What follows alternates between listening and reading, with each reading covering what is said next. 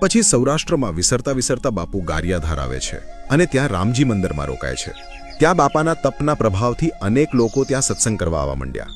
પણ એક દિવસ બન્યું એવું કે સવારમાં પૂજારી રામજી મંદિરમાં પૂજા કરવા આવ્યો, પણ જોવે છે તો રામચંદ્ર, સીતા માતા અને લક્ષ્મણજીની મૂર્તિ ગાયબ થઈ ગયેલી હતી। ગામના લોકોને એમ થયું કે આ બાવો મિલી વિદ્યાનો જાણકાર છે, તેના કારણે આ મૂર્તિઓ ગાયબ થઈ ગઈ છે।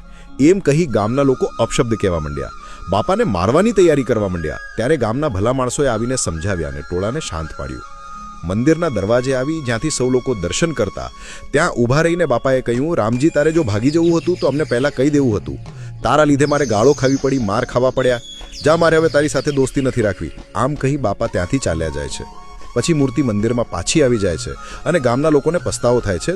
બાપા હજુ ગામના પાદરમાં પહોંચ્યા હતા ત્યાં ગામના લોકો તેની પાસે પહોંચી જાય છે, બાપાના પગમાં પડી અને બાપાને મનાવે છે કે બાપા, હવે તમે પાછા મારા ગામમાં પધારો, તમે બધા પાછા જાઓ, હવે મારે એ રામજી સાથે દોસ્તી નથી રાખવી। આ બાબા ઉપર આવો અપરાધ નાખી તેને શું મળ્યું છે?